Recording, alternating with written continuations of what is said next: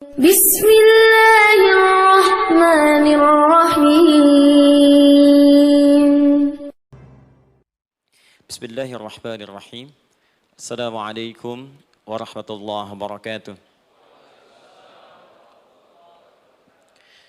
Alhamdulillah. Wassalatu wassalamu ala rasulillah wa ala alihi wa sahbihi wa man walah wa ba'du. Saya ibadallah, usi nafsi wa iyyakum bitaqwallahi faqad fazal muttaqun, fala tamutunna illa wa antum muslimun. Faqala ta'ala, ya ayyuhalladzina amanu taqullaha haqqa tuqatih wa la tamutunna illa wa antum muslimun.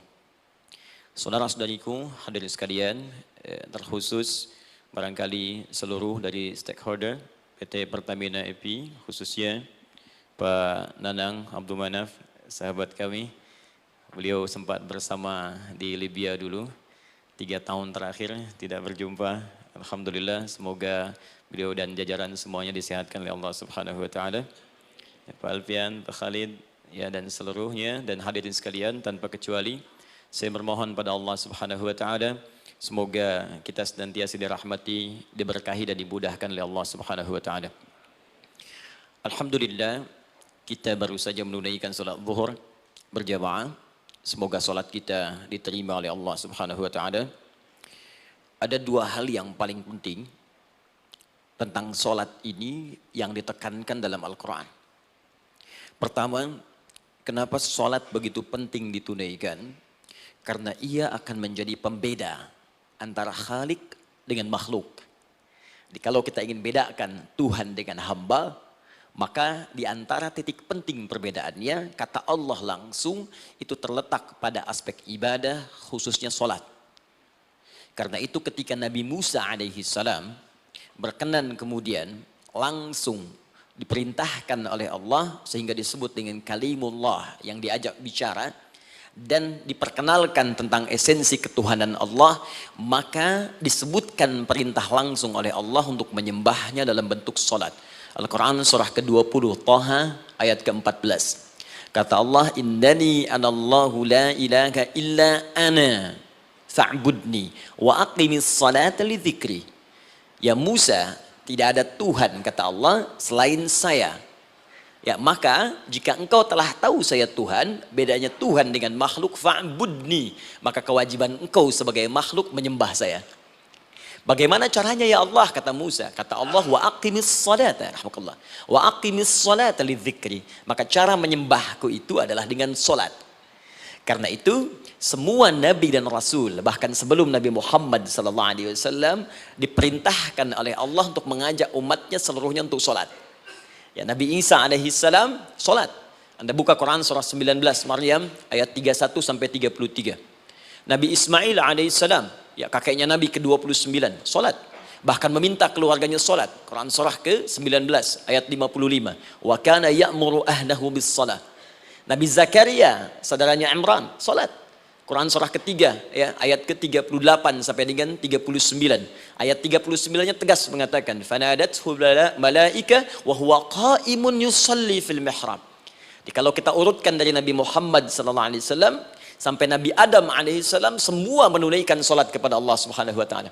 Ya, Muhammad bin Abdullah bin Abdul Muttalib bin Hashim bin Abdul Manaf bin Qusay bin Murrah bin Kilab bin Ka'ab bin Ghalib bin Fihir bin Malik bin Nadar bin Kinana bin Khuzaimah bin Mudrikah bin Ilyas bin Nizar bin Mudar bin Ma'ad bin Adnan bin Addi bin Adri bin Muqawwam bin Nagur bin Tarikh bin Ya'rub bin Yasjub bin Nabit bin Ismail alaihissalam bin Ibrahim alaihissalam bin Azar atau bin Nahur bin Abir bin Kinan bin Arfakhshad bin Sam bin Nuh alaihissalam bin Mihlail Matushala bin Kinan bin Anwas bin Thith bin Adam alaihissalam.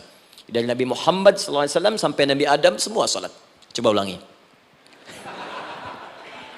Nanti dalil singkatnya dari Quran surah keempat ayat 163, paling kiri sebelah atas di mushaf. Inna auhayna ilaika kama auhayna ila Nuhin wan nabiyyin min ba'di. Muhammad, apa yang kami telah wahyukan kepadamu sudah pernah pula kami sampaikan kepada Nuh alaihissalam dan nabi-nabi setelahnya. Kenapa tidak disebutkan Adam sebelumnya? Karena Adam itu nabi bukan rasul. Nabi diberikan risalah untuk pribadi dan kalangan dekatnya, Rasul diberikan risalah tugas untuk mengajak umat. Kenapa Nabi Adam bukan Rasul? Karena zaman Nabi Adam belum ada umat. Siapa yang mau diajar? Ya? Ini bagian pertama. Jadi kalau kita hari ini masih mendapat kesempatan sholat, alhamdulillah, ini artinya sampai hari ini kita masih benar-benar manusia. Kan kalau ada orang yang kemudian tidak mau beribadah apalagi sholat, terkhusus ketika dia beriman, maka penting dipertanyakan, masihkah ada iman dalam dirinya? Karena itu kata Allah dalam Al-Quran, surah ke-8 ayat yang kedua, aku akan perdengarkan namaku, sehingga ketika disebutkan itu, kita bisa menguji adakah getaran iman dalam jiwa kita. Quran surah 8 Al-Anfal ayat kedua. Innamal mu'minuna alladzina idza dzukirallahu wajilat qulubuhum. Sungguh orang yang masih punya iman itu, kalau diperdengarkan nama Allah kepadanya, akan ada getaran dalam jiwanya. Karena itu setiap hari 5 kali diperdengarkan nama Allah. Untuk menguji di jiwa kita masih ada iman tidak? Bahkan dari bangun tidur, bayangkan waktunya dibagi sempurna persis. Dari mulai subuh baru bangun, menjelang ke siang, mau berakhir siang ke sore, sore pindah ke maghrib, hilang kemudian muncul gelap malam. 5 kali persis dibagi waktu. Diperdengarkan untuk menguji. Kira-kira setelah subuh siang masih ada nggak iman? Sore masih ada nggak? Ya Allahu Akbar, Allahu Akbar. Karena itu kalau iman masih ada melekat di jiwa kita, demi Allah saya katakan, begitu kita mendengar suara azan, pasti hati kita akan mengatakan, Allahu Akbar, Allahu Akbar. Wih, sudah azan ya? Pernah begitu? Ya, walaupun mungkin setelah selesai, La ilaha illallah, baru azan, belum qomat. Ya, itu normal, gak apa-apa. Yang penting iman masih ada. Nah, ini menunjukkan ada getaran dalam jiwa. Satu itu. Yang kedua, ini yang jarang dimanfaatkan teman-teman. Jadi seringkali sholat dimaknai pada ibadah formal bagian pertama saja. Adapun yang keduanya, ini yang jarang digali. Padahal sekali saja dalam sehari, itu 5 kali Allah menunggu kita. Ternyata sholat itu satu-satunya wasilah ibadah yang disebutkan dalam Al-Quran untuk langsung memohonkan semua kebutuhan yang kita rasakan. Bahkan sebelum kita diminta sholat, itu kalimat pertamanya bukan ibadahnya. Kata Allah, kau punya masalah apa? Sedang butuh apa? Sedang punya problem apa? Buka Quran surah kedua Al-Baqarah ayat ke-45 sampai 46. Paling kanan pertengahan di usal. Wasta'inu bis-sabri was-salah. Perhatikan kalimatnya, indah sekali. Ya Allah menempatkan sholatnya bagian kedua. Kata Allah, wasta'inu, hei hambaku, jika kalian punya persoalan dalam kehidupan, maka, perhatikan kalimatnya baik-baik, wasta'inu, mintakan solusinya kepadaku. Jadi kalau sedang punya masalah, bukan bikin status, gak akan selesai. Sedang eksplorasi minyak, gak keluar-keluar, bikin status. Duh, susah sekali yang ngebornya, gak akan selesai. Jalan macet, bikin status. Jakarta macet, ya, gak akan selesai. Ya, apa yang harus dilakukan kata Allah? Jika Anda beriman kepadaku, yakin denganku, maka wasta'inu, punya persoalan minta kepada Allah. Caranya bagaimana? Satu, bisabri, terima dulu masalah itu, jangan dikeluhkan. Kaidah lain muncul, karena mustahil saya akan titipkan persoalan kalau tidak Anda mampu mengatasinya. Kaidah Quran surah kedua ayat 286, kita hafal ayatnya. La yukallifullahu nafsan illa usaha. Perhatikan kaidahnya. Allah tidak mungkin menguji seorang hamba di luar batas kemampuannya. Jadi kalau kita sedang punya ujian di rumah kah, pekerjaan kah, kehidupan sosial kah, sebesar apapun ujian itu kata Allah, memang karena Anda yang sanggup. Kalau nggak sanggup gak akan diuji. Di ujian itu berbanding lurus dengan kemampuan. Mustahil seorang hamba diuji di luar batas kemampuannya. Jadi kalau Anda sekarang pun sedang punya masalah sebesar apapun, kata Allah, memang cuma kamu yang sanggup, yang lain tidak. Maka jangan mengeluh. Jangan Anda katakan, ya Allah, why me? Kenapa saya? Kata Allah, why not? Memang kamu yang mampu. Yang lain tidak. Nah, ketika Anda bisa menerima itu dengan sabar, baru datang kalimat kedua. Wassalah. Kemudian datang tunaikan sholat dan mintakan solusi kepadaku lewat sholat. Ya, sedikit ya. Lihat sini. Saya berikan sedikit uraian Al-Quran. Saya boleh menulis sini? Boleh ya? Ibu, maaf, agak jauh. Ibu kelihatan ini? Oh, belum saya tulis, bagaimana bisa kelihatan? Luar biasa.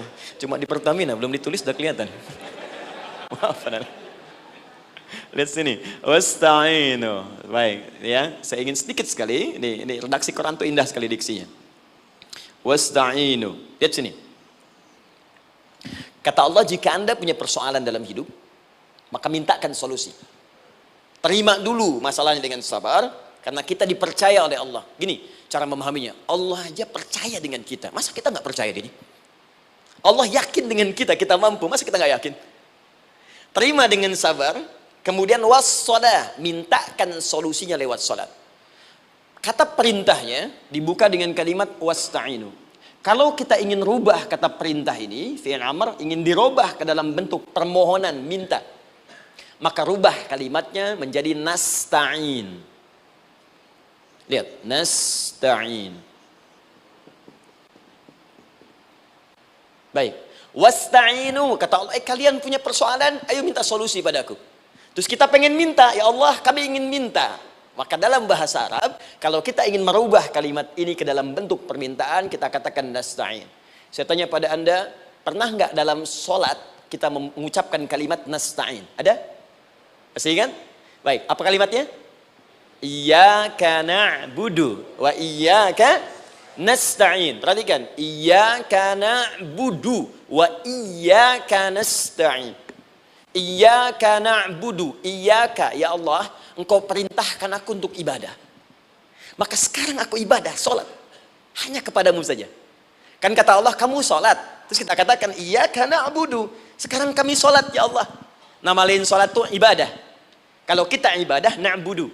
Dari mana tahunnya nama lain sholat ibadah? Quran surah ke-20 ayat ke-14. Fa'budni wa aqimis sholat li dzikri. Ibadah kepadaku, caranya sholat. Maka saat sholat kita katakan, iyyaka na'budu. Ya Allah, Engkau perintahkan aku untuk ibadah. Sekarang aku ibadah. Wa iyyaka nasta'in. Dan sekarang aku sedang punya persoalan, ya Allah. Aku punya masalah. Aku punya problem. Dan aku yakin hanya Engkau yang pasti akan menyelesaikannya. Ketika Anda mengatakan, iyyaka nasta'in, perhatikan hadis qudsinya. Hadisnya qudsi. Ya. Al-Imam Al-Bukhari meriwayatkan, Imam Muslim meriwayatkan, An-Nasai meriwayatkan dari sahabat Abu Hurairah radhiyallahu taala anhu. Ada lagi yang dari sahabatnya Anas bin Malik. Perhatikan kalimatnya.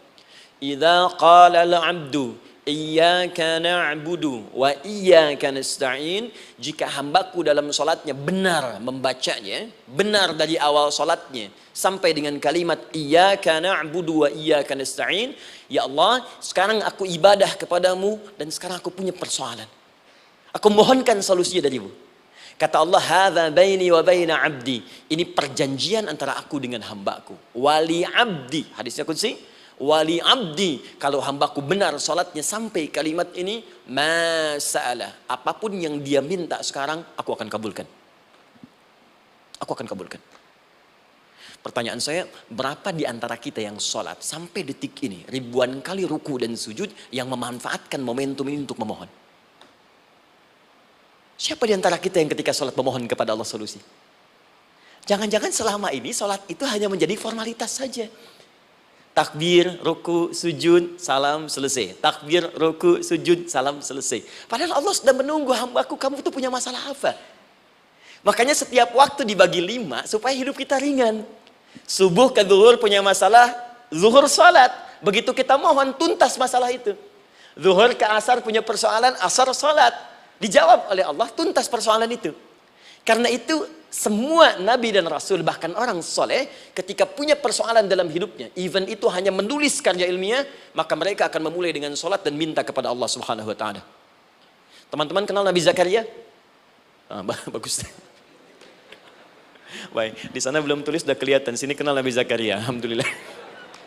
Tapi nggak apa-apa. Saya ke Sukabumi, Pak. Ada yang kenal Fir'aun? Kenal Fir'aun, kenal, bagus. Sukabumi hubun dunia, suka itu hubun, bumi itu dunia. Baik. Teman-teman, Nabi Zakaria itu diuji oleh Allah. Maaf, belum punya keturunan. Dan semua nabi punya ujian. Jadi jangankan kita, nabi aja yang jelas surganya punya ujian. Ya, Anda pernah sakit, Nabi Ayub sakitnya lebih parah dari kita. Ya, Anda di keluarga belum ada keturunan, Nabi Zakaria pernah lebih daripada kita. Sampai rambutnya memutih, fisiknya sudah letih, dan menurut medis, maaf sekali, istrinya divonis tidak mungkin punya keturunan, monofus dan mandul, mustahil. Secara klinis gak mungkin, secara medis tidak mungkin. Maka Allah tunjukkan satu isyarat yang sangat luar biasa. Jika Anda mendapati situasi makhluk mengatakan ini mustahil dan sudah angkat tangan, ini tanda pertama dari Allah, langsung tinggalkan pendapat manusia, langsung memohon kepada Allah. Maka turunlah beritanya di Quran surah ketiga Ali Imran ayat 38 sampai 39. Paling kanan sebelah atas di mushaf. Sekarang perhatikan kalimatnya, saya mau sambungkan dengan Al-Fatihah tadi. Hunalika da'a Zakaria rabbah. Di mihrabnya Nabi Zakaria salat bermohon kepada Allah. Qala rabbi habli min ladunka dzurriyyatan thayyibah. Kemudian ia berdoa, Rabbi habli, ya Allah yang maha memberi tanpa batas. Ini adab pertama, kalau teman-teman mau berdoa, sebut nama Allah sesuai dengan hajat kebutuhan kita. Itu yang disebut dengan al-asma'ul husna. Di asma'ul husna itu bukan nama-nama indah yang sekedar dihafal, bukan. Tapi nama yang diberikan oleh Allah sesuai dengan kebutuhan hidup kita. Dalilnya Quran surah ke-17 ayat 110. Ya, paling kanan sebelah atas di mushaf, ke pertengahan. Ya, kata Allah, "Qulid Allah." Jika Anda punya persoalan, sebut nama Allah. Allah, Awir Rahman atau Ar-Rahman. Ayyamma tad'u, tapi kalau Anda ingin spesifik meminta, falahul asmaul husna. Pilih nama Allah, ia punya nama-nama yang indah sesuai kebutuhan kita. Jadi kalau teman-teman misalnya minta kelancaran rezeki, sebut ya Allah ya Razzaq. Anak mau ujian, ya Allah ya Al-Alim. Di proyek misalnya ada hambatan, ada gangguan, ya Allah ya Al-Jabbar, ya Al-Malik. Ingin mudah mengatasi ujian, ya Allah ya Sabar. Minta. Ya, jangan semuanya disebutkan, nanti jadi beban. Ya, Allahumma ya Rahman, ya Al-Malik, ya Al-Quddus, ya Sabar, gitu kan? Yang tadinya nggak punya masalah, jadi punya masalah, gitu kan? Pilih salah satu. Nah, jika Anda ingin memohon pada satu hal yang mustahil menurut manusia, maka minta dengan menyebut nama Allah yang memberi tanpa batas, mustahil di dalamnya. Nama Allah tersebut namanya Wahhab. Wahhab. Ya Allah, ya Wahhab. Al-Wahhab. Kalau kita rubah dalam bentuk permintaan, maka singkat kalimatnya dengan hab. Hab. Untuk sendiri habli, untuk banyakkan hablana. Rabbana hablana min azwajina wa dzurriyyatina qurrata a'yun. Nabi Zakaria minta karena sendiri yang mengalami situasi itu, maka beliau katakan, Rabbi habli, ya Allah habli min ladunka, ya Allah yang tak punya batas dalam pemberian. Mereka mengatakan aku tak akan punya keturunan. Mereka mengatakan mustahil aku punya anak. Dan aku yakin kau memberi batas tanpa memberikan pemberian tanpa batas. Aku mohon darimu saja. Darimu saja, dzurriyyatan thayyibah, keturunan-keturunan terbaik. Innaka sami'ud du'a. Engkau pasti mendengar doa saya. Kalau pada yang maha memohon saja, maha mendengar saja tidak mengabulkan, lantas kepada siapa lagi aku mesti minta? Tapi poinnya bukan itu. Poinnya adalah, ini disampaikan oleh Nabi Zakaria dalam keadaan sedang sholat. Mesti berdiri dalam sholatnya. Dalam bahasa Arab, berdiri disebut dengan qaimun. Qaim. Berdiri. Sedang sholat disebut dengan yusolli. Perhatikan ayat 39-nya. Fanadathul malaikatu wa huwa qaimun yusalli fil mihrab. Maka seketika ketika doanya selesai dipanjatkan, sholatnya belum selesai. Doanya selesai dipanjatkan, seketika datang malaikat menyampaikan, kamu dapat kabar gembira, Anda akan punya anak, bahkan namanya langsung diberikan oleh Allah, Yahya. Artinya hidup. Yang mustahil menurut manusia, lahir dari rahim seorang perempuan yang divonis monopos dan mandul, kata Allah, bagiku yang gak ada yang mustahil. Jadi dan hidup dia. Kapan itu terjadi? Masih sholat dan belum selesai dalam sholatnya, dalam keadaan berdiri. Sekarang saya tanya Anda, kita membaca iyyaka na'budu wa iyyaka nasta'in dalam keadaan ruku atau sujud? Sujud. Berdiri. Berdiri teman-teman. Betul kan? Dalam keadaan berdiri saat baca Al-Fatihah. Iyyaka na'budu wa saat kita mengatakan wa iyyaka nasta'in, Allah balik bertanya, apa yang kamu butuhkan? Nabi Zakaria itu sholat dulu baru minta. Kita umat Nabi Muhammad karena keutamaan nabinya, sebelum sholat udah ditunggu. Butuh apa? Mau minta apa? Karena itu saya ingin katakan, ayo manfaatkan momentum sholat ini. Jangan sekedar kita kemudian tunaikan formalitas, tapi kita tidak mendapatkan keuntungannya. Ayo, semuanya. Dari mulai takbir sudah ada doa. Ruku ada doa. Bahkan sujud kita bisa perbanyak dalam bahasa hati kita untuk memohon kepada Allah Subhanahu Wa Taala. Jelas sampai di sini? Baik. Mudah-mudahan insya Allah doa kita dikabulkan oleh Allah Subhanahu Wa Taala. Ini baru mukaddimah, kita belum mulai, ini pengantar. Tema kita hari ini tentang Al-Quran, dan mudah-mudahan kita diberikan insya Allah kelancaran untuk bahasan kita. Dan topik ini insya Allah akan memberikan banyak manfaat dari apa yang kita kerjakan dalam keseharian kita. Saya mohon izin untuk melambatkan bacaan, karena tadi hanya mengantarkan saja. Teman-teman, kenapa mesti Al-Quran? Apa esensi Al-Quran? Dan kenapa Al-Quran diwahyukan pada Nabi Muhammad SAW? Apakah khusus untuk sekedar dibaca? Atau ada satu nilai yang sangat penting yang justru itu mengandung nilai mukjizat yang paling dalam dari Al-Quran? Yuk kita mulai dengan Al-Quran surah kedua Al-Baqarah ayat ke-38. Paling kanan sebelah atas. Disambungkan dengan Quran surah kedua ayat 185. Paling kiri pertengahan di mushaf. Quran surah kedua ayat 38. Dengan Quran surah kedua ayat 185. Saya mulai dari kisah Nabi Adam. Saya pelan-pelan. Nabi Adam saat diciptakan oleh Allah, kemudian diberikan informasi bahwa beliau akan bertugas di bumi, beraktivitas di bumi. Disampaikan di Quran surah kedua ayat 30, paling kiri sebelah atas. Wa idh qala rabbuka lil malaikati inni ja'ilun fil ardi khalifah. Kata Allah, dan pelajari, ingat ketika kami menyampaikan pada para malaikat, kami akan menugaskan satu makhluk, manusia namanya Adam, di bumi tugasnya. Untuk menjalani hidup di bumi. Nah, secara singkat, setelah Nabi Adam turun ke bumi, di awal masa bersama Sayyidah Hawa, ya alaihi wassalam, maka ternyata bersamaan dengan turunnya Adam dan Hawa ke bumi itu, mereka berdua dibekali petunjuk. Yang dengan petunjuk itu, ini yang dahsyat. Allah jamin semua aktivitas hidupnya, dari mulai yang sederhana sampai yang kompleks, pasti jika diikuti petunjuk ini, dia akan senang menjalaninya, dan akan tenang mendapatkan hasilnya. Ya, perhatikan kalimatnya. Quran surah kedua ayat 38. Fokus. Qul nahbitu minha jami'a. Kata Allah, sekarang tiba saatnya. Adam, Hawa, turun kalian ke bumi. Kalau setan kita tinggalkan aja ya. Ini kita bahas Adam dulu. Turun kalian semua ke bumi. Fa imma ya'tiyannakum minni huda. Maka nanti sejak kalian tiba di bumi itu, aku akan turunkan satu petunjuk disebut dengan hudan namanya. Hudan. Fokus. Faman tabi'a hudaya, maka jika Anda dan keturunanmu mengikuti semua detil di petunjuk ini, fala khaufun alaihim walahum yahzanun, maka aku pastikan engkau dan seluruh keturunanmu akan menjalani hidup di muka bumi dengan tenang dan senang. Fala khauf, khauf itu gelisah, takut. Lawan dari takut apa? Tenang. Lawan dari gelisah, tenang. Kata Allah, jika Anda mengikuti tuntunan hidup yang ini, maka saya jamin semua hidupmu tenang. Walahum yahzanun, dan saya pastikan selama hidup di muka bumi itu, kalian tidak akan pernah bersedih. Senang. Lawan sedih, itu senang. Jadi ternyata kita itu diminta tugas di bumi itu, bukan untuk dipersulit. Jadi kalau ada yang hidup sampai saat ini sedih, ya, di rumah tangga sedih, di kantor nggak tenang, pasti di antara poinnya, bukan nggak mampu senang, tapi boleh jadi yang hidup ini tidak membaca petunjuk kehidupannya.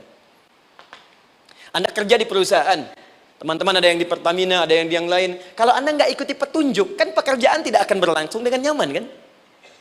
Kalau Anda nggak ikuti aturannya, bagaimana bisa mengerjakan petunjuk itu dengan nyaman? Maka apalagi hidup yang kompleks, kata Allah, sejak Adam saya turunkan, sudah ada petunjuk kehidupan, saya namakan dengan hudan.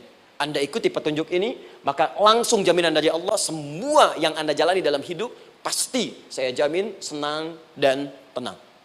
Petunjuk ini disebut apa? Hudan. Nah, agak cepat.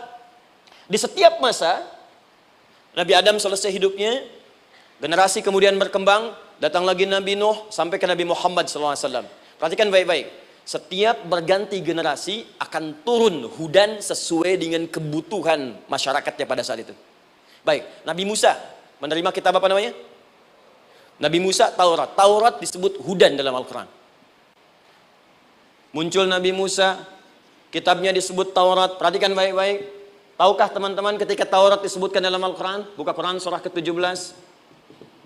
Ya, ayat yang kedua. Wa ataina Musal kitaba. Kami berikan kepada Musa kitab. Lihat. Wa ja'alnahu hudan li bani Israel. Dan kitab yang kami berikan itu, yang disebut Taurat, Ali Imran ayat yang ketiga.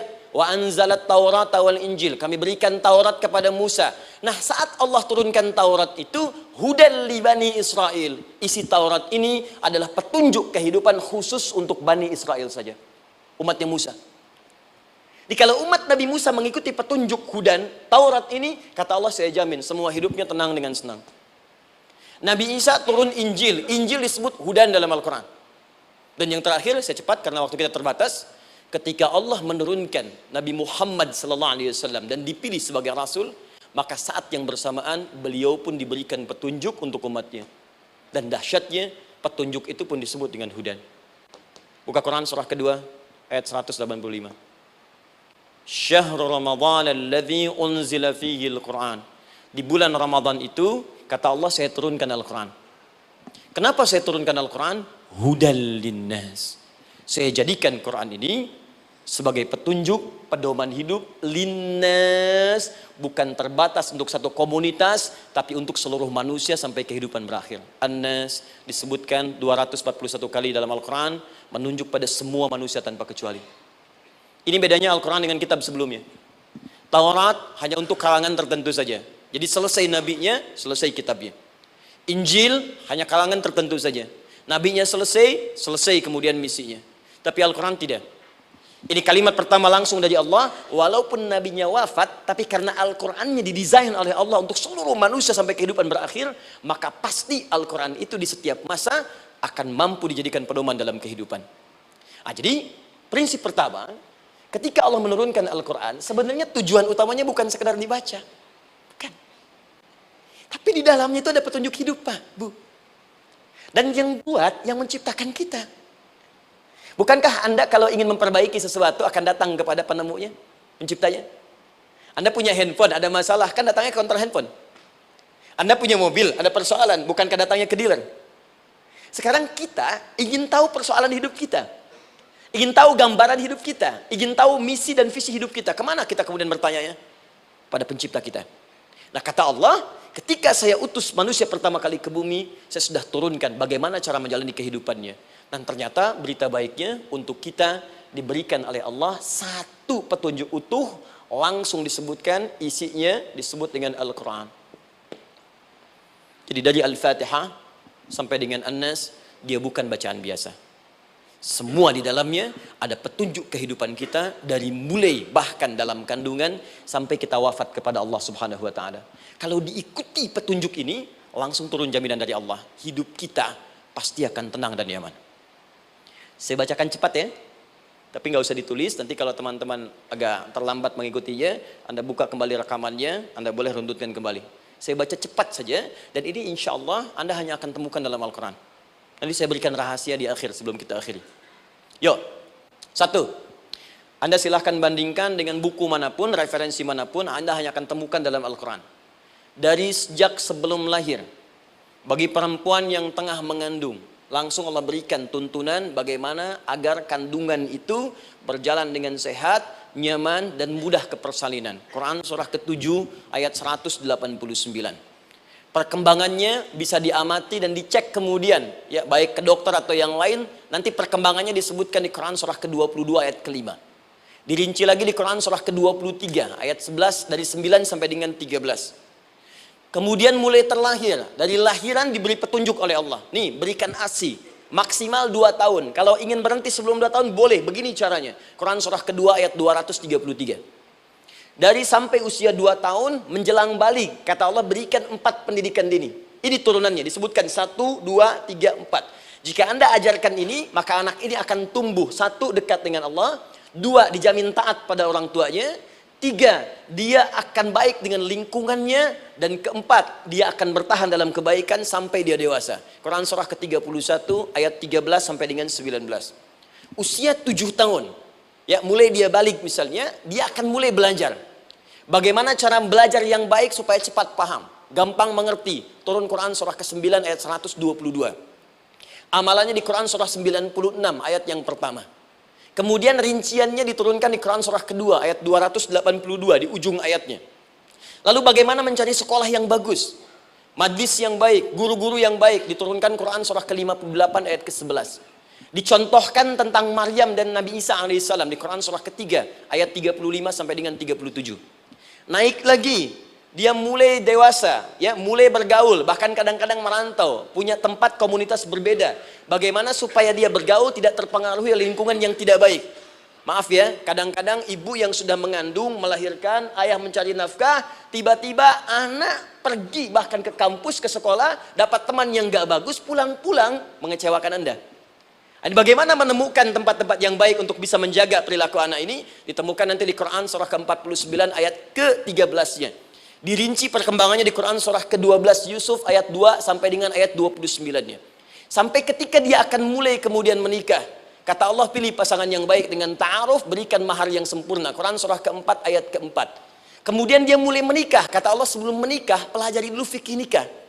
Banyak orang yang menikah tapi karena tidak belajar tentang persoalan rumah tangga, apa yang akan terjadi di rumah tangganya. Detil Pak, Bu.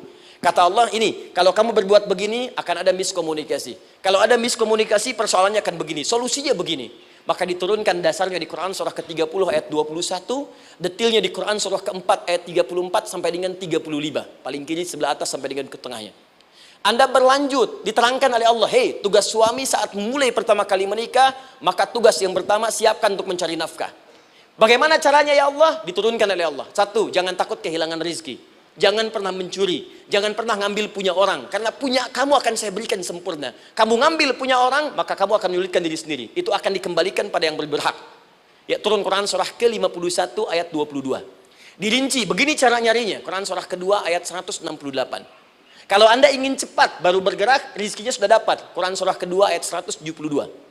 Ada yang dahsyat, dia belum keluar, rizkinya yang mendatangi dia. Jadi nanti di Al-Quran ada 8 jenis rizki. Di antara yang paling hebat, ada yang belum Anda datang, rizkinya sudah menjemput. Ada orang mendatangi rizki, ada rizki mendatangi dia. Contoh, Al-Imam Asy-Syafi'i sedang berdiskusi dengan Imam Malik gurunya. Kata Imam Asy-Syafi'i, Syekh, rizki itu mesti saya cari dulu, baru kita dapat. Kata gurunya, ya Syafi'i, ada rizki yang cukup kita beramal dekat kepada Allah, dia akan datang tanpa kita cari dengan ikhtiar manusia. Kata Syafi'i, mustahil. Kata Quran kan kita kerja dulu baru datang. Kata Imam Malik gurunya, kamu yang belum sampai, kita amalkan ini, rizki datang. Maka berhenti sampai di situ. Imam Syafi'i pamit. Di jalan tiba-tiba beliau mendapati ada panen anggur, Pak, Bu. Terus dipanggil sama yang punya kebun. Ya, pemuda katanya, sini, mau bantu nggak? Kalau kamu bantu, kami berikan anggurnya. Maka beliau bantu panen, petik. Sampai setelah selesai diberikan anggur yang besar-besar, hanum. Senyum, senang beliau. Ternyata senangnya bukan karena dapat anggur. Senangnya karena merasa pendapatnya benar. Kalau saya nggak bantu panen ini, nggak akan dapat saya anggur. Cuma karena saya bantu, saya diberi ini. Maka rasa senangnya inilah dibawa kemudian kepada gurunya, ingin laporan. Tapi perhatikan adabnya. Dia tidak mengatakan, guru, nih saya benar. Kalau saya nggak ikut panen, nggak dapat saya ini. Perhatikan kalimat Asy-Syafi'i. Guru, tadi saya di jalan, dipanggil oleh pemilik kebun, ikut panen anggur. Begitu saya bantu, saya diberikan anggur ini. Beliau tekankan dengan kalimat yang kencang pada kalimat, begitu saya bantu, saya dapat anggur ini. Imam Malik tersenyum mengatakan, Masya Allah Syafi'i, luar biasa. Ini siang begitu panasnya, tadi saya mau keluar ngajar, terfikir di benak saya, Allah, kalau ada anggur yang besar-besar, enak rasanya. Tiba-tiba kamu datang bawa anggur. Jadi Imam Syafi'i kerja dapat sesuatu, Imam Malik terfikir sesuatu, datang rezeki. Itu ada di Quran surah ke-7, teman-teman, ayat ke-96, paling kanan sebelah atas di mushafnya. Baik, teruskan dulu. Ya, Anda dalam mencari kerja, ingat, kalau Allah yang sampaikan pasti terjadi. Jangan dikira mudah. Kata Allah akan ada persaingan, akan ada kadang-kadang singgungan, akan ada tantangan, maka mulai petakan tantangan apa yang akan Anda lalui saat Anda mulai mencari nafkah itu. Maka turun Quran surah kedua ayat 214, paling kanan sebelah bawah. Am hasibtum an tadkhulul jannata. Hei, apa kamu mudah begitu saja mengira akan sukses dalam pekerjaanmu? Bahkan bisa diartikan surga, ingin masuk surga. Walamma ya'tikum mathalul ladzina khalau min qablikum. Sebelum engkau diuji seperti orang sukses dulu pernah sukses. Lihat mereka. Enggak ada orang sukses yang instan. Cuman balikan telapak tangan dapat, tidak. Kata Allah, lihat orang-orang dulu. Lihat orang-orang hebat dulu. Bagaimana mereka bisa kaya, bisa sukses, bisa punya posisi. Masat humul ba'sa. Petakan olehmu tantangan apa yang akan dihadapi saat engkau bekerja itu. Satu, kata Allah, ba'sun. Ada yang ringan. Ya, ba's. Ba'sa. Jama' dari kata ba'sun. Dua, dara. Ini sudah menengah. Jama' dari kata durun. Tiga, zilzal. Ini yang paling tinggi puncaknya. Jadi kalau Anda sudah mendapatkan ini, yakinlah. Berarti Anda akan mendapatkan posisi yang tinggi. Karena mustahil orang besar diuji dengan ujian yang kecil. Zilzal. Ini bagian ketiga. Ba'sa, ba'sun. Mulai. Kira-kira tantangan-tantangan ringan apa saja yang akan Anda hadapi? Ya, kalau saya contohkan misalnya dengan contoh yang lain singkat. Anda mau ke masjid, ingin konsisten, mulai hijrah, ingin dekat dengan Allah. Tiba-tiba yang tadinya nggak mau ke masjid, mulai ke masjid, diuji dengan hujan. Hujan kecil, rintik-rintik, shower.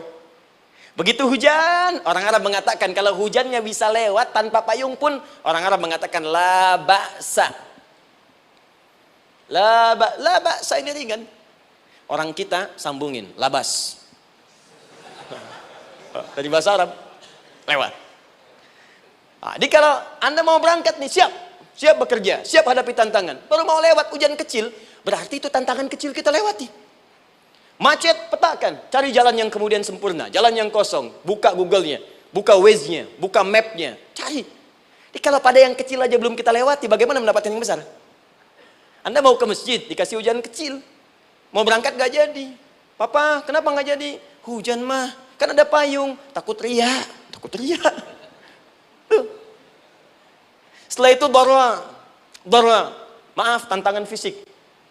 Kadang-kadang mulai ke fisik, mulai mengganggu. Ya, maaf, dirincikan kemudian oleh Al-Quran. Turun Quran surah ke-21, ayat 87 sampai 88, kisah Nabi Yunus alaihissalam. Yunus beraktivitas, bekerja, bukan berarti nggak ada tantangan. Kadang-kadang dibawa, kadang-kadang diusir, kadang-kadang Anda dapat misalnya proyek, kadang-kadang sudah mulai masukkan tender, tiba-tiba gagal, diserobot orang.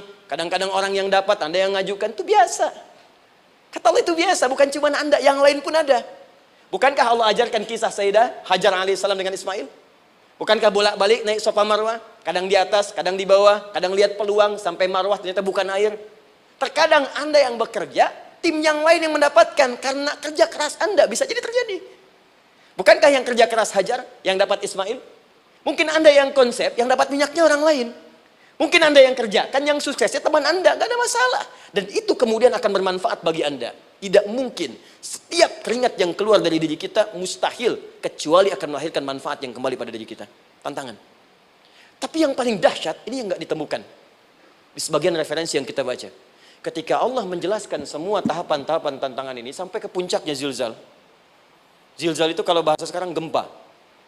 Ada ujian yang menggoncang hati kita. Ketika Anda kerjakan, ya Allah, tantangannya dahsyat. Kenapa mesti saya, ya Allah? Kau nggak selesai-selesai, ya Allah. Itu wajar, teman-teman. Itu biasa. Kata Allah, orang dulu saja mengatakan, mata nasrullah, kapan ini selesai? Berbahagialah kalau teman-teman sudah mendapatkan tantangan puncak yang paling tinggi ini. Ini artinya, Allah sedang mempersiapkan Anda menjadi orang besar di kemudian hari.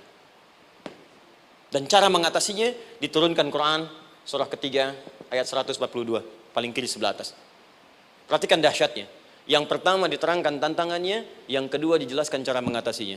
Saya mau berhenti sampai di titik ini, nanti saya terangkan cara berinteraksi dengan Al-Quran. Ya, perhatikan baik-baik. Kata Allah, jika kelak engkau sudah bisa memetakan tantangan ini, maka siapkan solusi untuk mengatasinya.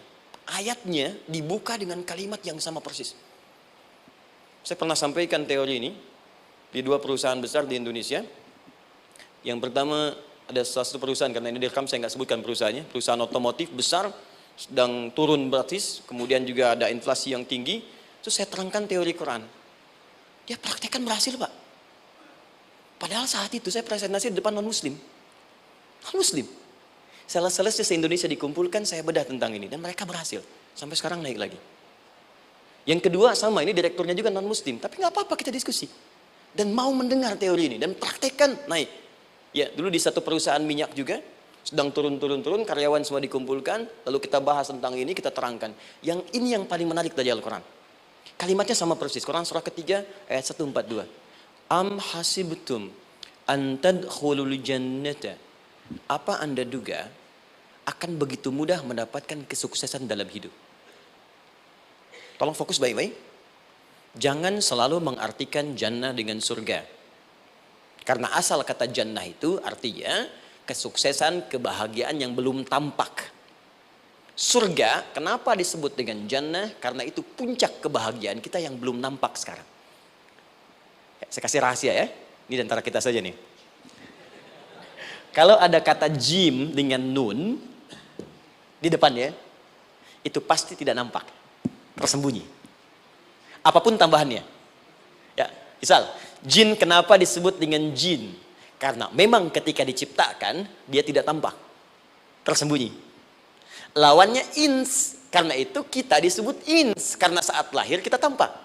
18 kali disebutkan dalam Al-Quran. Ya ma'syaral jinni wal ins, wa ma khalaqtul jinna wal ins. Jadi jin disebut jin karena memang fitrahnya tersembunyi, nggak nampak. Jadi kalau ada jin melakukan penampakan, itu jin sedang kena masalah. Sedang keluar dari fitrah. Sama dengan manusia, harusnya tampak. Jadi kalau ada manusia yang senang sembunyi-sembunyi, dia sama dengan, bukan saya yang bilang, sedang punya masalah. Ke kantor, sembunyi-sembunyi, hati-hati Pak Alfian tuh. Biasa ada pintu depan, masuk pintu belakang. Suami di rumah, buka WA, sembunyi-sembunyi. Bu, hati-hati itu. Pulang lewat pintu belakang, berarti sedang punya persoalan dalam hidup. Setiap ada jim dengan nun, pasti tersembunyi. Ibu punya janin, rahim, dalam rahim ada janin. Kenapa disebut dengan janin? Jim, nun, ya, nun. Karena sosok itu belum nampak dalam pandangan kita. Nanti kalau sudah lahir, baru tampak. Jannah, kenapa disebut jannah? Karena belum tampak dalam pandangan kita, nanti kelihatan. Karena itu dalam Al-Quran, kata jannah itu tidak dikhususkan dengan surga. Tidak dikhususkan dengan surga. Kadang-kadang menunjuk aspek kesuksesan yang belum tampak. Anda mau ngebor minyak, minyaknya belum tampak. Belum kelihatan. Anda mau kerja, ya hasilnya kan belum tampak, baru ikhtiar sekarang. Karena itu orang Arab disebut kaya, kalau mereka mendapatkan kebun yang tak tampak sebelumnya. Kebun anggur, bukan kurma, kalau kurma banyak. Kebun anggur, ada apel, ada jeruk, sampingnya ada sungai-sungai, disebut dengan jannah. Ya, kalau punya unta, nggak kaya di Arab, biasa. Karena yang kelihatan padang pasir, unta, hitam, merah, biasa. Tapi kalau sudah punya kebun, kebun anggur, yang sulit di padang pasir ada kebun, itu baru disebut kaya. Karena itu orang Arab kadang mengartikan jannah dengan aspek kesuksesan yang belum tampak. Diartikan dengan kebun anggur, kebun apel, dan macam-macamnya. Perhatikan, am hasibtum an tadkhulul jannah. Apa Anda duga ingin sukses itu begitu mudah? Sukses jadi tidak. Walamma ya'lamillahu alladhina jahadu minkum wa ya'lamas sabirin. Perhatikan baik-baik. Sebelum Allah memastikan pada diri Anda terdapat dua hal yang paling utama untuk mengatasi tantangan tadi. Satu, jahadu. Kesungguhan. Serius. Jadi kalau mau sukses, mesti serius. Kerja serius. Cintai pekerjaan Anda. Ya, belajar anak-anak serius. Pastikan belajar dengan serius. Jangan cuma anak-anak duduk paling belakang, nggak pernah nanya, kadang ngantuk, pulang. Ujian, besoknya mau ujian, baru belajar. Ya, sistem SKS, sistem kebut. Ya, kadang-kadang sejam, Bu, Pak. Ya, saya pernah ada orang di luar ngadu waktu di Libya, Ustadz, gimana ini orang Indonesia? Kenapa? Saya belajar 3 bulan. Besok mau ujian. Teman antum orang Indonesia pinjam catatan saya baru semalam. Dia dapat 8, saya 7,5. Saya bilang, Anda belum tahu sistem SKS itu. Baik, ya. Tapi itu bukan solusi. Begitu ujian selesai, ilmu lupa. Itu poinnya. Jadi kalau hanya sekedar ilmu dipakai untuk ujian, pada prakteknya nggak akan terpakai. Ini banyak anak sekolah sekarang hanya belajar untuk ujian saja. Padahal kalau dipraktekkan, kadang kaitan dengan agama tinggi, Bu, Pak. Fisika itu dengan agama itu tinggi. Gaya F1 sama dengan F2, gaya gerak sama dengan gaya dorong. Gaya sedikit, maka keluarnya sedikit. Pukul kencang, bunyinya kencang. Imannya kalau kuat, amalan jadi banyak. Iman sedikit, amal pun sedikit. F berbanding lurus dengan P, hukum Pascal. Gaya berbanding lurus dengan tekanan. Masuk bab akhlak. Makin banyak gaya, makin banyak tertekan. Nah itulah. Gaji 5 juta, gaya 10 juta. Kan? Ini serius. Serius. Di divisi apapun Anda, saya 3 sepekan lalu lah takziah ke tempatnya Yang Habibie, terus diminta tausiah di sana. Dan saya perhatikan beliau termasuk yang paling serius ketika diberikan tugas apapun. Gak pernah diberikan amanah, kecuali mencintai pekerjaan itu. Yang Habibie demikian. Ciri orang sukses itu serius. Tapi keseriusan itu, kata Allah petakan jadi 3 bagian lagi. Karena jahadu itu punya 3 turunan kata. 1, keseriusan merencanakan, disebut ijtihad namanya. Punya rencana. Mappingnya apa? Stepnya apa? Oke, Anda ingin kerjakan sebuah proyek, baik, proyeknya berlangsung berapa lama? Target kita apa? Jangka panjangnya, menengahnya, jangka pendeknya. Kemudian apa tantangan yang akan dihadapi di setiap tahapan-tahapannya? Selesaikan. Bahkan saking pentingnya tahap perencanaan ini ditunjukkan oleh Allah langsung lewat sholat. Teman-teman masih ingat sholat pertama yang kita kerjakan setiap hari, sholat apa namanya? Subuh. Apa artinya subuh? Tuh, ini masalahnya. Ini kata Al-Quran sendiri ya, kata Al-Quran sendiri. Nanti akan ditemukan orang yang ibadah tidak paham apa yang dikerjakan dan dilakukan dalam ibadahnya. Contoh sholat. Kata Allah akan ada orang sholat yang saat sholat tidak mengerti apa yang ia baca dan dia lakukan dalam sholatnya. Jujur tanyakan pada diri kita. Sampai detik ini, dari sekian ribuan kali ruku dan sujud, berapa persen bacaan sholat yang kita pahami? Jangan-jangan kita ruku tapi nggak ngerti yang dibaca. Sujud tak paham yang diungkapkan. Bagaimana bisa khusyuk? Mustahil.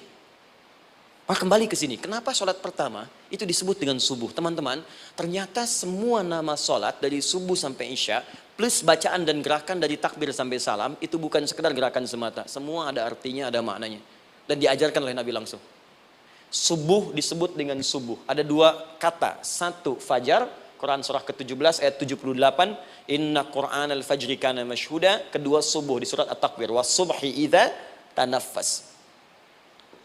Kenapa disebut fajar? Fajar itu pancaran positif, pancaran kebaikan. Jadi kalau yang baik disebut fajar. Kalau yang jelek disebut fujur. Fujur ada di Quran surah 91 ayat 7 sampai 8. Wa nafsi wa ma sawwaha fa'alhamaha fujuraha wa taqwaha. Fujur itu rambatan gelombang buruk yang muncul dari nafsu. Ya, ditembuskan ke elemen tubuh kita. Misal gini. Tiba-tiba pengen marah. Ya, di tubuh kita mengatakan melotot, maka ini ada pancaran di hati kita nyambung kemudian ke mata. Ini rambatan dari sini ke mata disebut fujur namanya.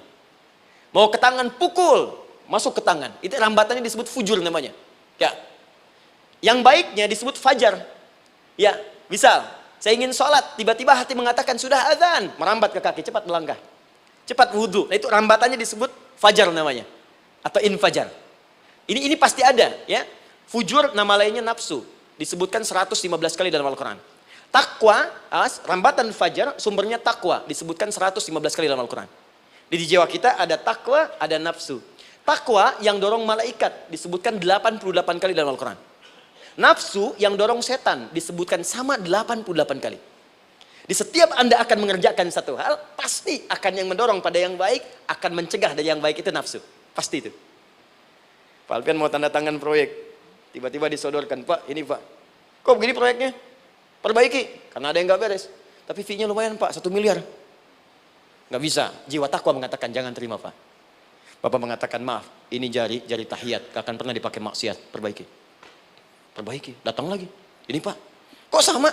Fee-nya diperbaiki Pak, 100 miliar. Nafsunya mulai berkata, terima. Takwanya bilang, jangan. Akhirnya beliau katakan, tangan tahiyat gak akan pernah dipakai maksiat. Tapi tunggu, saya istighfar dulu.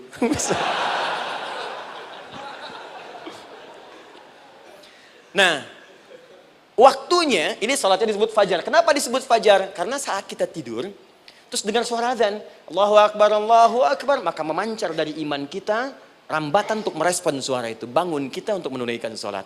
Waktunya disebut subuh. Kenapa disebut subuh? Dari kata asbah. Asbah itu artinya yang siap dengan rencana. Dia orang Islam tuh nggak ada yang bangun dari tidurnya kecuali punya rencana jelas yang akan dieksekusi di hari itu.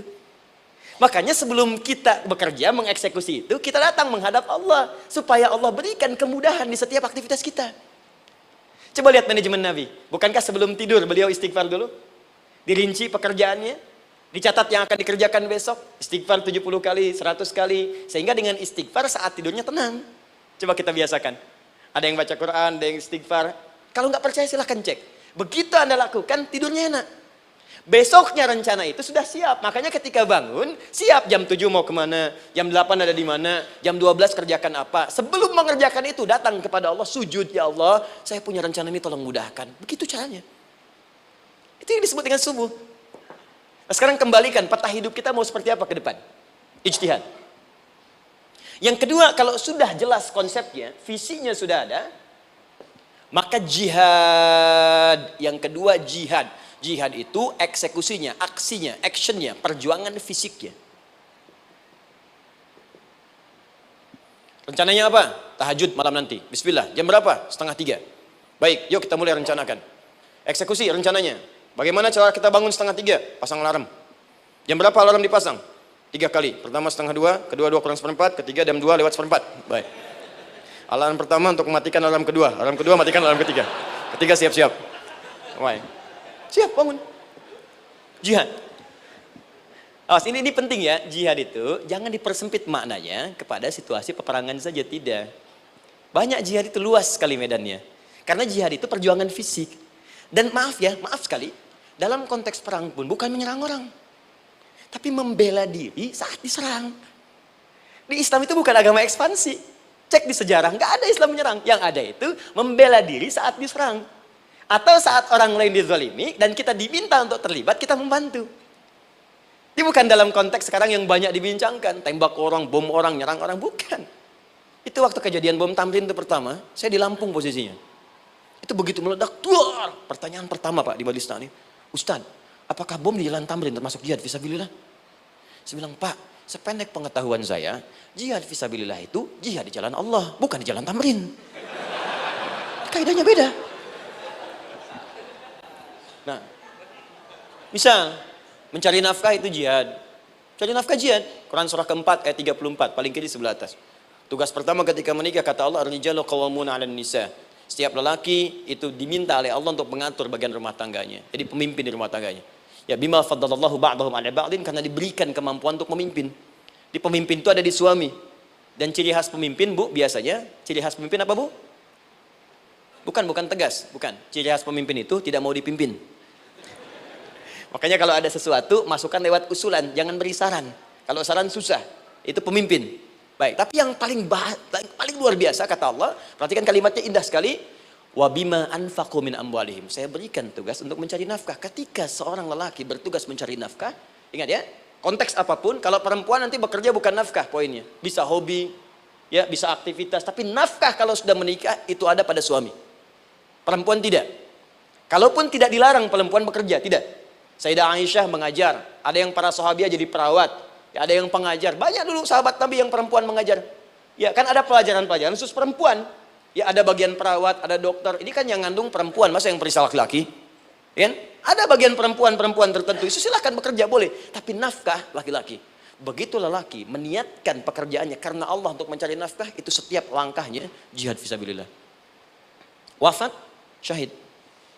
Maaf ya, apakah selama Anda bekerja sudah diniatkan ibadah? Jangan-jangan cuma kerja aja. Kalau cuma kerja, apa bedanya Anda dengan yang belum beriman? Anda wafat juga. Kerja di gedung yang sama, berangkat menemukan kemacetan yang sama. Apa bedanya iman kita dengan yang lain? Satu, kita pasti wafat, pasti pulang. Dan kita nggak bisa pilih, ya nggak bisa pilih. Antum bisa duluan, saya belakangan mungkin. Atau ditukar, saya belakangan, Anda duluan mungkin. Atau memang saya bisa duluan, ya duluan menyolati Anda. Oke, paham ya? Jadi ibu di rumah jihad, Bu, pada anak, perawat, mengandung itu sudah jihad. Jadi kalau wafat dalam proses saya melahirkan atau sedang mengandung itu syahid. Itu jelas nggak ada perbedaan pendapat. Anak-anak yang sekolah niatkan ibadah, Bu, Pak. Mohon maaf ya, mesti ada bedanya. Iman kita di rumah mesti itu terpancar kepada anak-anak. Ajarkan mereka sekolah yang baik. Pilih sekolah yang mengajarkan sholat, mengajarkan baca Quran. Sekarang banyak kok. Fisikanya bagus, Qurannya bagus, kimianya bagus, sholatnya juga bagus. Cari. Kalau bisa dunianya bagus, akhirat bagus, kenapa hanya pilih dunia saja? Siapkan. Itu jihad. Terakhir, tidak mudah mengeksekusi ini. Pasti ada tantangan yang ketiga. Namanya mujahadah. Mujahadah. Tantangan mengatasi gejolak jiwa. Kadang-kadang malas, capek, ya belum eksekusi dilakukan sudah berdebat pada yang tidak penting, sehingga tidak menghasilkan kesimpulan, ragu-ragu, khawatir, maka atasi semua itu. Turun Quran surah kedua ayat 216.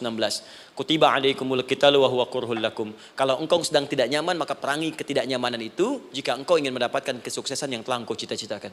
Asa an takrahu syai'an fa huwa khairul lakum. Boleh jadi apa yang engkau tidak rasakan sekarang, engkau rasakan gak enak, gak nyaman, di balik itu Allah sedang siapkan sesuatu yang lebih baik untukmu. Wa asa an tuhibbu syai'an fa huwa syarrul lakum. Mungkin yang engkau harap-harap sekarang boleh jadi itu belum baik untukmu sekarang. Allahu ya'lamu wa antum la ta'lamun, karena Allah lebih tahu masa depan, engkau pikiranmu pendek sampai di sini saja.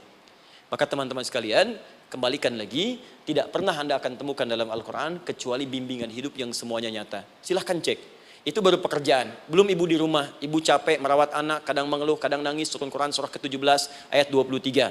Kadang-kadang ada beda pendapat dengan suami, Quran surah ke-4 ayat 34 sampai 35. Masalah kondangan saja Pak, bisa beda pendapat. Ya. Ya Pak, kan ada family gathering malam, Mama pakai baju apa ya? Hijau apa yang biru? Masya Allah, kata Anda biru bagus mah. Kata Mama kayaknya hijau deh Pak. Tuh. Nanya tapi udah punya jawaban. Ya, bagus kalau dipakai, begitu keluar kuning. Naik lagi, Anda udah 40 tahun, anak masih ada, turun Quran surah ke-46 ayat 15. Kemudian naik lagi sampai Anda sepuh, sampai kembali ke keadaan tidak normal seperti anak-anak lagi, Quran surah ke-22 ayat ke-5. Sampai ada amalan, kalau Anda jangan kira Anda akan hidup selamanya, Anda pasti wafat. Quran surah ke-3 ayat 185. Bahkan diajarkan kalau wafatnya ingin enak, begini caranya. Pelajari Pak, jangan cuma dunia, kita akan meninggal. Ini ada di Quran, kalau pengen meninggalnya enak, begini caranya. Ya kalau nggak percaya silahkan amalkan, nanti kita akan lihat di akhir. Ya. Betul, akan kelihatan. Quran surah ke-89 ayat 27 sampai 30. Kalau kalian nggak pelajari ini, silahkan kata Allah, saya berikan yang ini yang kedua sambil dipukulin malaikat. Quran surah ke-8 ayat ke-50. Sampai di alam kubur dijelaskan, kalau nanti Anda wafat, Anda pindah ke alam kubur, kalau ingin di kuburnya terang, nyaman, banyak rezekinya, lakukan amalan Quran surah ke-3 ayat 169 sampai 172. Tapi kalau Anda abai, Anda akan seperti Firaun dulu. Setiap pagi sampai petang ditampakkan neraka. Quran surah ke-40 teman-teman sekalian disampaikan oleh Allah langsung ya, dari ayat 45 sampai 46 ya. Sampai terjadi kiamat disampaikan Quran surah ke-75. Sampai dihisab, ada yang masuk surga tanpa hisab, Quran surah kedua ayat 25. Ada yang masuk neraka tanpa hisab. Ada. Kan yang kita tahu surga aja, masuk neraka tanpa hisab ada. Quran surah 18 ayat 99 sampai dengan 100. Sampai disebutkan surga yang paling indah nomor 1 bersama Nabi dan orang-orang soleh. Jadi kalau Anda masuk sini, tetangga Anda semua Nabi. Ya, depannya Nabi Ibrahim, belakangnya Nabi Musa misalnya, samping kirinya Nabi Yusuf, ya, samping kanan Nabi Muhammad SAW. Itu cuma 3 golongan, orang soleh, para syuhada, orang-orang jujur dalam kehidupan dunianya. Jadi kalau Anda jadi pekerja yang jujur, taat kepada Allah, Anda berpotensi masuk surga bersama semua Nabi dan Rasul yang pernah diutus. Ya. Baik, itu ada di Quran surah ke-4 ayat ke-69. Ada yang kedua di taman surga, Quran surah ke-51 ayat 15 sampai dengan 18. Ada yang surga seluas langit dan bumi, Quran surah ketiga ayat 133 sampai 134. Ada yang neraka yang biasa, ya, sebiasa-biasa nerakanya kebakar juga. Quran surah 4 ayat 56. Tingkat paling tinggi neraka jahanam untuk 2 golongan, munafik, ingat, munafik dan kafir. Jadi kalau Anda pun muslim, jauhi perbuatan munafik. Karena munafik akan mengantarkan langsung ke dalam neraka jahanam. Quran surah ke-4 ayat 140. Mana yang tidak ada? Mana yang nggak ada di Quran? Semua ada. Bisnis ada, ya, birokrasi ada, diplomasi ada, mengajar ada, ilmu ada. Karena itu saya mau tutup, jika kita ingin benar mengeluarkan petunjuk ini, seperti orang dulu pernah melakukannya, maka kata Allah melalui lisan Rasulullah, turun Quran surah ke-29 ayat ke-45. Satu ini aja kita kerjakan, insya Allah ini akan beda kita rasakan. Utslu ma uhya ilaika minal kitab. Jika kalian kemudian hidup di muka bumi, maka keluarkanlah bimbingan dari Al-Quran sesuai dengan kebutuhan kita secara tematik. Utslu itu dari kata tilawah. Tilawah itu baca, pahami, amalkan. Karena itu setiap kita baca Al-Quran, di sampingnya pasti ada yang menerjemahkan supaya kita paham. Betul kan? Ketika ada yang baca Al-Quran, di sampingnya ada siapa? Ya, sari tilawah kan? Baik, sari tilawah itu bahasa Indonesia. Ya, sari, sebetulnya tilawah saja. Tapi mungkin saat yang menerjemahkan dulu pertama di Indonesia namanya Bu Sari. Karena itu disebut sari tilawah. Ya, kalau Adi mungkin ada di tilawah gitu kan. Nah, jadi teman-teman caranya begini, Anda keluarkan sesuai kebutuhan. Enggak semua ayat Quran mesti kita kaji. Kalau mau dari awal dari akhir, bagus. Kalau baca silahkan. Hatamkan, Nabi juga hatamkan. Tapi kalau Anda ingin ambil sesuai passion kita. Anda pebisnis, kenapa enggak mengeluarkan ayat bisnis di Quran? Teman-teman yang diperminyakan, keluarkan ayat-ayatnya ada. Quran surah At-Tur, surah 52 itu. Keluarkan. Ya, wal bahrul masjur. Dan jika Anda akan melakukan eksplorasi di laut, carilah laut yang punya nih kualifikasi begini. Yang di bawahnya ada endapan tanah yang melahirkan api, kata Allah tuh. Itu potensial ada minyaknya. Kalau yang kerja di batu bara, turun Quran surah Fatir, surah 35 ayat 27 sampai 29. Ini jenisnya. Ada yang kelihatan dari jauh, ada yang harus digali, ada yang kelihatan dari jauhnya kelihatan hijau, ada kelihatan menghitam. Disebutkan langsung. Ada. Kenapa nggak Anda turunkan dalam bentuk-bentuk tematik yang itu bagian kita? Ada yang pokok, ada yang spesifik. Yang pokok tentang sholat, karena semua orang sholat. Tentang ayah. Anda jadi ayah berapa tahun? Kenapa nggak dikeluarkan di Quran ayat-ayat tentang ayah? Kenapa nggak dikeluarkan di Quran ayat-ayat tentang ibu? Jangan jauh-jauh dulu bicaranya. Tentang belajar. Nah, nanti eksekusinya, kalau mau cepat, buka kitabnya Al-Imam Al-Bukhari. Ada kitab hadis, saya akhiri, yang dikarang oleh Al-Imam Al-Bukhari dan sangat populer. Apa nama kitabnya? Kalau hafal saya kasih hadiah. Apa kitab Imam Al-Bukhari yang populer? Ya.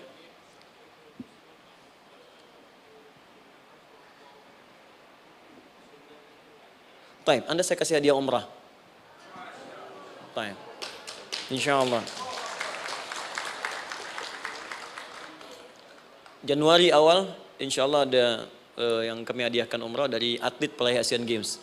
Ya, Anda boleh ikut nanti. Ya, ada juga saya senang saya cinta dengan bangsa ini. Jadi ada peraih Asian Games medali emas yang kemarin, itu akan kita berangkatkan umrah semua peraih medali emasnya. Nanti gelombang pertamanya bulan Januari. Ya, 2020 nanti sekitar 3 bulan lagi, insyaallah Anda nanti akan mengikuti. Ada juga nanti dari kalangan Polri, ada TNI juga yang akan ikut dan saya sertakan. Baik. Al-Jami As-Sahih Al-Musnad Al-Mukhtasar min umuri Rasulillah sallallahu alaihi wasallam wa sunanihi wa ayyami. Itu namanya. Ayo ulangi.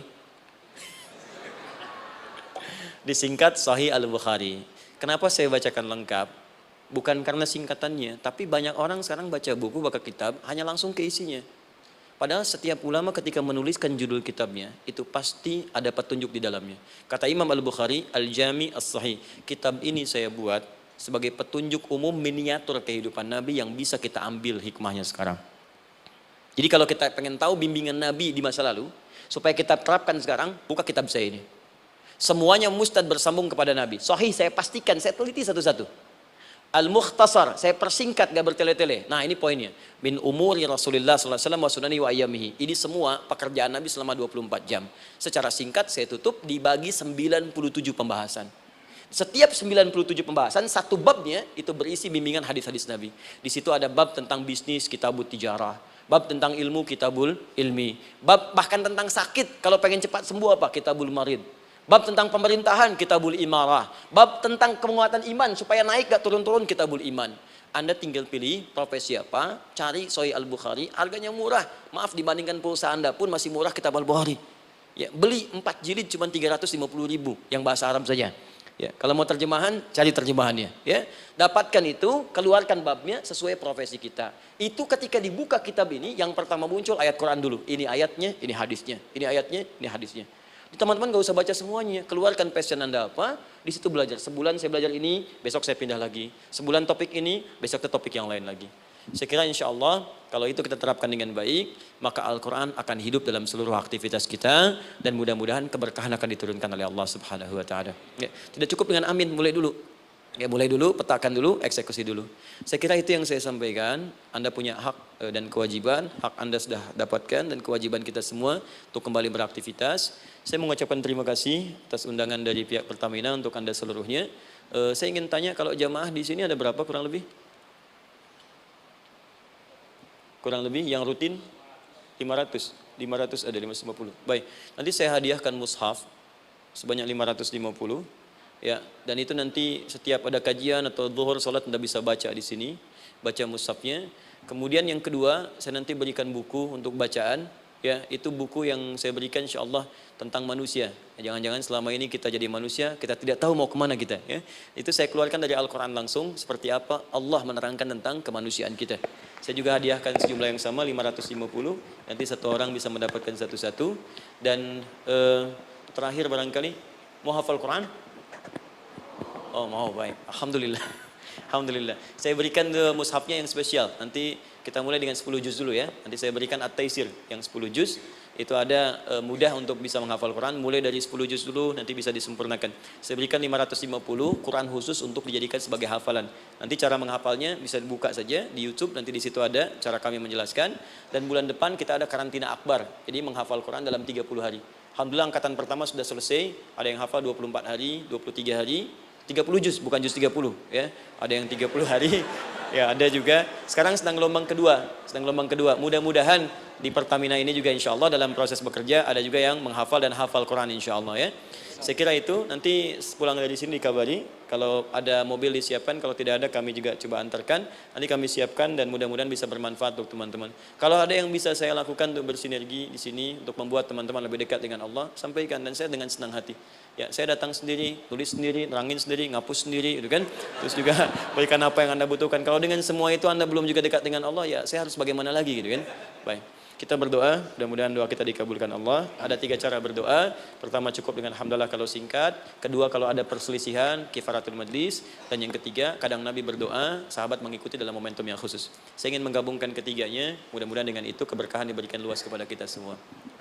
Alhamdulillahi Rabbil Alamin, hamdan syakirin, hamdan na'imin, hamdan yuwafi ni'amahu yukafi mazida. Ya Rabbana lakal hamdu wa lakal syukru kama yanbaghi li jalali wajhikal karim wa li 'azimi sultanik. Allahumma salli wa sallim wa barik ala rasulika karim nabiyyikal amin sayyidina Muhammadin wa ala alihi wa sahbihi ajma'in. Allahumma rabbana la tada' lana fi maqamina hadha wa fi kulli maqamin dhanban illa ghafartah. Ya Allah, kami mohon jika ada satupun di antara kami saat ini yang hadir membawa ya Allah dosa-dosa dalam dirinya, jangan biarkan yang meninggalkan tempat ini kecuali Engkau telah ampuni segala dosa-dosanya.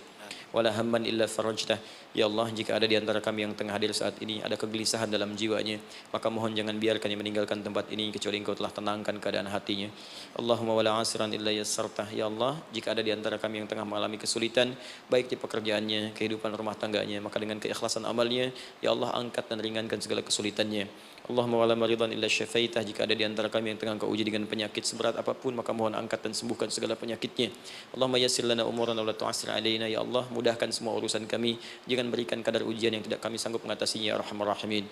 Allahumma alif baina qulubina, ati anfusana taqwaha wa zakki anta khairu man zakkaha anta waliyuha wa maulaha.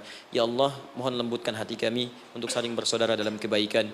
Jauhkan kami dari perpecahan ya Allah, dan bersihkan jiwa kami agar kami bersih keadaan jiwa untuk bisa beramal dalam kebaikan dengan mendapatkan ridhamu. Allahumma rabbana atina fid dunya hasanah wa fil akhirati hasanah wa qina adzabannar.